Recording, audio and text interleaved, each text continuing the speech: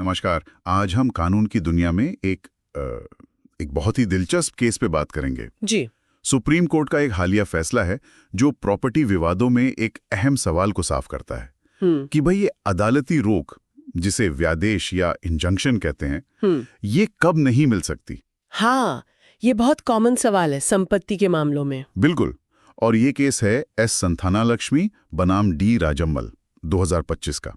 तो हमारी आज की ये चर्चा इसी फैसले पर और इससे जुड़े जो कानून हैं, जैसे स्पेसिफिक रिलीफ एक्ट 1963 और सिविल प्रक्रिया संहिता, इन्हीं के आसपास रहेगी। जी बिल्कुल। और हमारा मकसद यही है कि इस फैसले की जो बारीकियां हैं उन्हें समझें और ये जाने कि अगर किसी प्रॉपर्टी पर मान लीजिए आपका कब्जा नहीं है और मालिकाना हक पर भी थोड़ा शक है, विवाद है, तो कोर्ट आपको व्यादेश क्यों नहीं देगा, क्या कारण होते हैं इसके पीछे। हाँ, और ये भी देखना है कि सुप्रीम कोर्ट ने इस खास फैमिली डिस्प्यूट में क्या लॉजिक दिया और इसका जो आम प्रॉपर्टी के मामले होते हैं उन पर क्या असर पड़ सकता है आगे चलकर। सही। तो चलिए फिर शुरू करते हैं। कहानी क्या थी इसकी? मामला जुड़ा है लगभग 74.5 एकड़ खेती की जमीन से। काफी जमीन है। हाँ, इसके मूल मालिक थे रंगास्वामी नायडू। तो उनकी बेटी डी राजम्मल जो वादी हैं इस केस में, उन्होंने दावा किया। दावा ये था कि उनके पिता ने 30 सितंबर 1985 को एक वसीयत लिखी थी। अच्छा। और उस वसीयत के हिसाब से आधी जमीन, करीब 0.87 क्विंटल, उनकी होनी चाहिए। ओके। और फिर उन्होंने कोर्ट में क्या मांगा? उन्होंने अपने भाई मुनुस्वामी जो डिफेंडेंट थे, उनके खिलाफ कोर्ट से व्यादेश मांगा। दो बातें थीं। एक तो ये कि भाई उनके कब्जे में दखल ना दे। अच्छा, कब्जे में दखल ना दे। हाँ, और दूसरा वो प्रॉपर्टी को किसी और को बेच ना दे, एलियनेट ना करे। ठीक है, लेकिन भाई का भी तो कुछ पक्ष रहा होगा। हाँ बिल्कुल। भाई का कहना एकदम अलग था। उन्होंने कहा कि ये जमीन तो पैतृक है, पुरखों की है। अच्छा, एंसेस्ट्रल प्रॉपर्टी। हाँ। और पिता के जीते जी ही 1983 में परिवार में बंटवारा हो गया था। ओह, वसीयत से पहले? हाँ, वसीयत 1985 की थी, बंटवारा 1983 का। और भाई का कहना था कि उस बंटवारे में ये जमीन उनके हिस्से में आ गई थी और कब्जा भी उन्हें मिल गया था। तो फिर वसीयत का क्या मतलब रहा? भाई के हिसाब से तो पिताजी 1985 में जमीन की वसीयत कर ही नहीं सकते थे। सही। क्योंकि वो उनकी रही नहीं थी टेक्निकली बंटवारे के बाद। उनका कहना था वसीयत अवैध है। तो यहीं से सारा झगड़ा शुरू हुआ। एक तरफ बेटी वसीयत दिखा रही है, दूसरी तरफ भाई कह रहा है पैतृक है और बंटवारा हो चुका। बिल्कुल। तो ये मामला फिर निचली अदालत गया होगा, ट्रायल कोर्ट। जी हाँ। वहाँ क्या हुआ? ट्रायल कोर्ट ने वसीयत को सही माना। अच्छा। हाँ, उन्होंने कहा कि वसीयत वैध है और इसी आधार पर उन्होंने वादी यानी बहन राजम्मल के फेवर में व्यादेश जारी कर दिया। मतलब भाई को रोक दिया? हाँ, भाई को कब्जे में दखल देने और जमीन बेचने दोनों से रोक दिया। ठीक है, लेकिन ये तो शुरुआत थी, मामला आगे भी गया होगा, अपील हुई होगी। हाँ, बिल्कुल। कहानी में ट्विस्ट तो अब आने थे। प्रतिवादी यानी भाई इस फैसले से खुश नहीं थे। वो गए फर्स्ट अपीलेट कोर्ट में और वहां फैसला पलट गया। अरे जी, फर्स्ट अपीलेट कोर्ट ने कहा कि भाई जमीन पैतृक थी तो पिता को उसे अकेले वसीयत करने का हक ही नहीं था। अच्छा। इसलिए वसीयत के आधार पर जो व्यादेश ट्रायल कोर्ट ने दिया वो गलत है। उन्होंने व्यादेश रद्द कर दिया। ओह, मतलब एक कोर्ट कह रहा है वसीयत सही, दूसरा कह रहा है पिता को हक ही नहीं था। बड़ा कंफ्यूजन हो गया ये तो। हाँ बिल्कुल, मामला काफी उलझ गया था। फिर क्या हुआ? इसके बाद हाई कोर्ट गए होंगे। जी, मामला गया हाई कोर्ट में, सेकंड अपील में, और हाई कोर्ट ने फिर से पासा पलट दिया। फिर से? क्या हुआ इस बार? हाई कोर्ट ने फर्स्ट अपीलेट कोर्ट के फैसले को गलत ठहराया और ट्रायल कोर्ट के फैसले को सही मान लिया। यानी हाई कोर्ट ने भी वसीयत को वैध माना और व्यादेश को बहाल कर दिया। बिल्कुल। हाई कोर्ट का भी यही मानना था कि वसीयत ठीक है और व्यादेश मिलना चाहिए। वाह, मतलब ट्रायल कोर्ट और हाई कोर्ट एक तरफ, फर्स्ट अपीलेट कोर्ट दूसरी तरफ। ये तो मतलब गजब का कानूनी उतार चढ़ाव है। सही कह रहे हैं, बहुत ही टिपिकल लिटिगेशन जर्नी है ये। तो आखिरकार ये सुप्रीम कोर्ट कैसे पहुंचा मामला? जाहिर है भाई या उनके वारिस गए होंगे। हाँ, जब हाई कोर्ट का फैसला भी उनके खिलाफ गया, जब तक शायद मूल प्रतिवादी मुनुस्वामी की मृत्यु हो चुकी थी, तो उनके कानूनी वारिस केस लड़ रहे थे। तो उनके पास आखिरी ऑप्शन सुप्रीम कोर्ट ही था। वो इस उम्मीद से गए कि शायद देश की सबसे बड़ी अदालत हाई कोर्ट के फैसले को बदले। चलिए अब आते हैं मुद्दे पर। सुप्रीम कोर्ट ने इस उलझन को कैसे सुलझाया? उनका विश्लेषण क्या था? सुप्रीम कोर्ट ने सबसे पहले मुकदमे की प्रकृति को बहुत ध्यान से देखा, बारीकी से। और उन्होंने एक बहुत ही क्रूशल पॉइंट नोट किया। वादी यानी राजम्मल ने अपनी अर्जी में खुद ये माना था कि संपत्ति पर कब्जा प्रतिवादी का है, मतलब भाई का है। क्या बात कर रही हैं? वादी ने खुद माना कि कब्जा उसके पास नहीं है? जी हाँ, ये उनकी अपनी प्लीडिंग्स में था। ये बहुत बड़ी बात थी इस केस में। ये तो वाकई चौंकाने वाला है। अगर वो खुद कह रही हैं कि कब्जा भाई के पास है, तो फिर वो कब्जे में दखल रोकने का व्यादेश कैसे मांग सकती हैं? ये तो विरोधाभास लगता है। एग्जैक्टली, यही सुप्रीम कोर्ट का मुख्य तर्क बना। कोर्ट ने देखा कि वादी ने सिर्फ वसीयत के आधार पर व्यादेश मांगा था, लेकिन उन्होंने 2 जरूरी चीजें नहीं मांगी थी। एक, मालिकाना हक की घोषणा, मतलब कोर्ट ये तय करे कि वही मालिक है, डिक्लेरेशन ऑफ टाइटल। हाँ, और दूसरा कब्जे की वापसी, मतलब रिकवरी ऑफ पोजेशन, कि कोर्ट भाई से कब्जा लेकर उन्हें दे। ये दोनों रिलीफ उन्होंने क्लेम नहीं की थी। अच्छा, तो यहीं पर शायद वो स्पेसिफिक रिलीफ एक्ट का रोल आया होगा। बिल्कुल सही। सुप्रीम कोर्ट ने स्पेसिफिक रिलीफ एक्ट 1963 की धारा 41H का जिक्र किया। ये धारा कहती है कि व्यादेश तब नहीं दिया जा सकता जब कोई और उतना ही असरदार उपाय, इक्वली एफिकेशियस रिलीफ, किसी दूसरे सामान्य तरीके से मिल सकता हो। कोर्ट ने इसे और साफ करते हुए कहा कि देखिए, जब वादी का प्रॉपर्टी पर कब्जा ही नहीं है, और मालिकाना हक खुद डाउट में है क्योंकि भाई पैतृक संपत्ति का दावा कर रहा है, तो सिर्फ व्यादेश का मुकदमा करना वो सही तरीका नहीं है। अच्छा, तो कोर्ट का क्या कहना था, क्या करना चाहिए था वादी को? कोर्ट का तर्क था कि ऐसी सिचुएशन में वादी को पहले या तो मालिकाना हक की घोषणा के लिए मुकदमा करना चाहिए था, या फिर कब्जे की वापसी के लिए, या दोनों के लिए।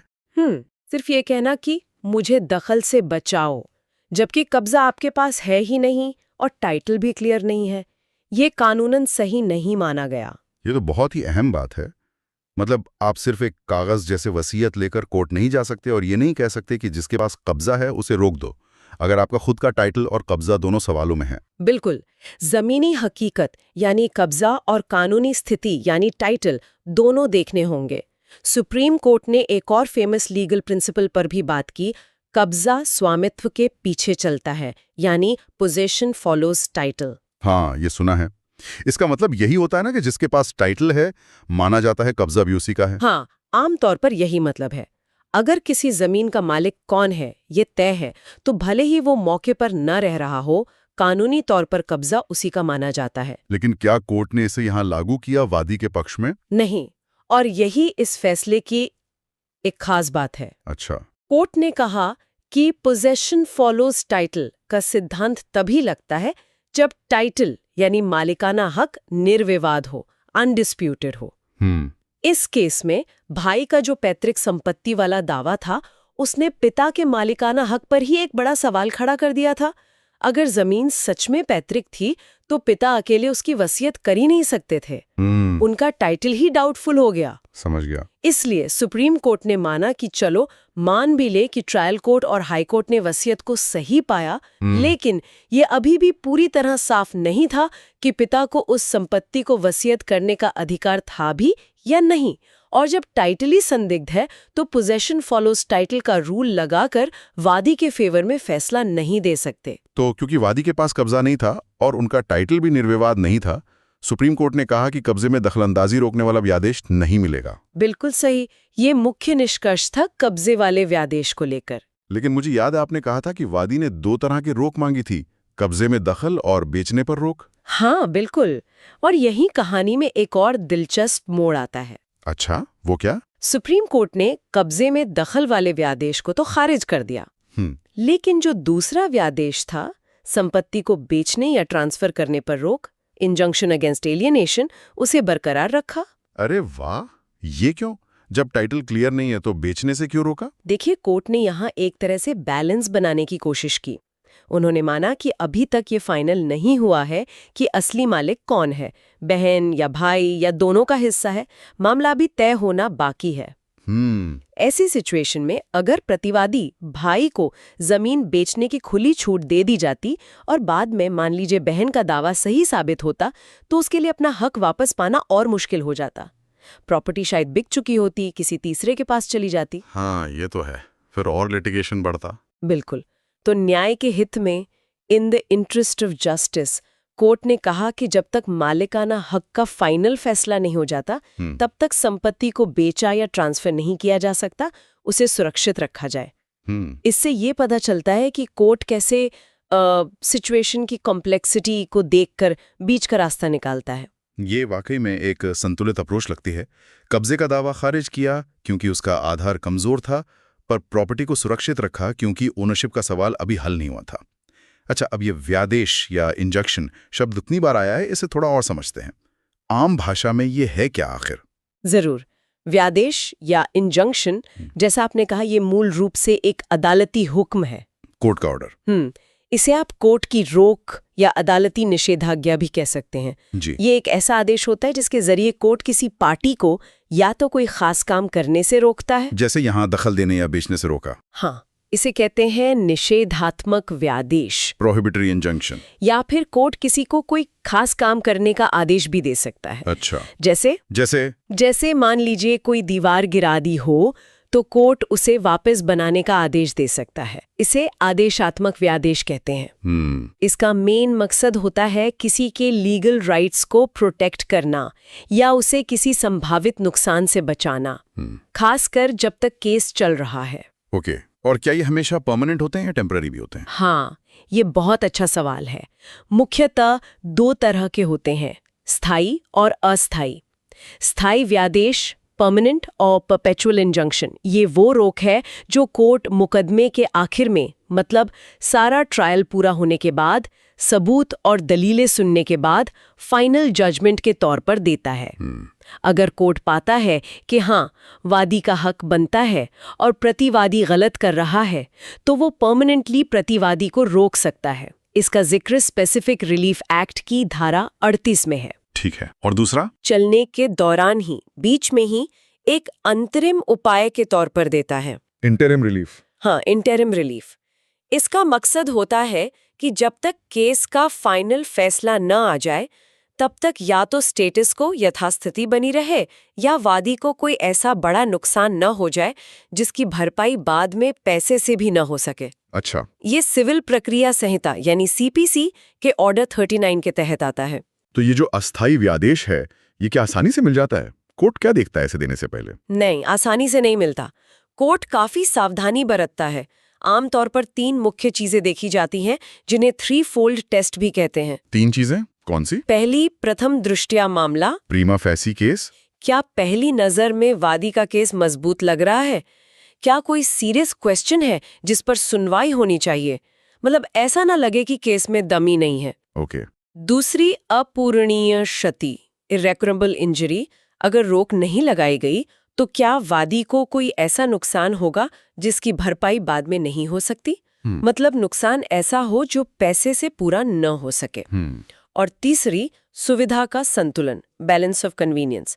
कोर्ट ये देखता है कि रोक लगाने से वादी को कितना फायदा और प्रतिवादी को कितना नुकसान होगा, और रोक न लगाने से वादी को कितना नुकसान और प्रतिवादी को कितना फायदा होगा।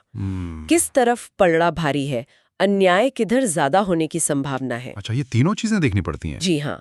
जब कोर्ट इन तीनों पॉइंट्स पर संतुष्ट होता है तभी वो अस्थायी व्यादेश देता है। तो हमारे वाले केस में एस संथाना लक्ष्मी वाले में वादी ने कौन सा व्यादेश मांगा था, स्थायी या अस्थायी? उन्होंने असल में स्थायी व्यादेश ही मांगा था अपने मुख्य मुकदमे में, कि परमानेंटली भाई को दखल देने और बेचने से रोका जाए।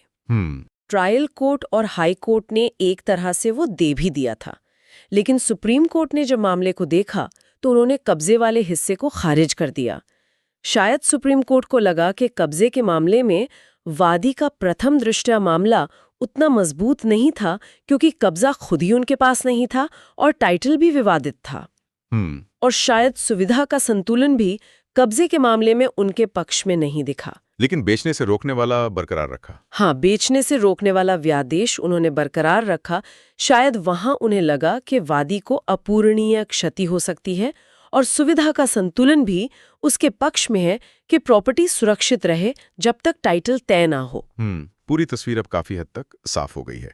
तो इस पूरी गहन चर्चा का अगर निचोड़ निकालना हो, 1 या 2 मुख्य बातें जो हमारे सुनने वालों को याद रखनी चाहिए इस केस से, तो वो क्या होंगे? मेरे ख्याल से सबसे बड़ा टेक अवे ये है, अगर आप किसी प्रॉपर्टी पर क्लेम कर रहे हैं, लेकिन ध्यान दीजिएगा, कब्जा आपके पास नहीं है और आपके मालिकाना हक पर भी सीरियस सवाल है, तो सिर्फ किसी कागज जैसे वसीयत या सेल डीड के आधार पर सीधे सीधे कोर्ट जाकर ये कहना कि दूसरे को मेरे कब्जे में दखल देने से रोक दो जब कब्जा आपका है ही नहीं, ये शायद काम ना करे। अच्छा, सुप्रीम कोर्ट का ये फैसला यही इशारा करता है कि ऐसी सिचुएशन में आपको शायद ज्यादा मजबूत दावा पेश करना होगा। या तो पहले अपने टाइटल को कोर्ट से डिक्लेयर करवाइए या फिर कब्जा वापसी का मुकदमा कीजिए। सिर्फ व्यादेश का शॉर्टकट शायद ना चले। बिल्कुल सही, ये बहुत प्रैक्टिकल बात है। और दूसरी बात जो मुझे अहम लगी वो ये कि कोर्ट कैसे बैलेंस बनाने की कोशिश करता है। हाँ, एक ही केस में एक रिलीफ देना, बिक्री पर रोक, और दूसरी रिलीफ न देना, कब्जे का व्यादेश। ये दिखाता है कि कोर्ट सिर्फ नियमों को नहीं देखता बल्कि केस की खास परिस्थितियों और न्याय के तकाजे को भी देखता है। नहीं है, बल्कि उन्हें फैक्ट्स और न्याय के सिद्धांतों के कॉन्टेक्स्ट में अप्लाई करना है।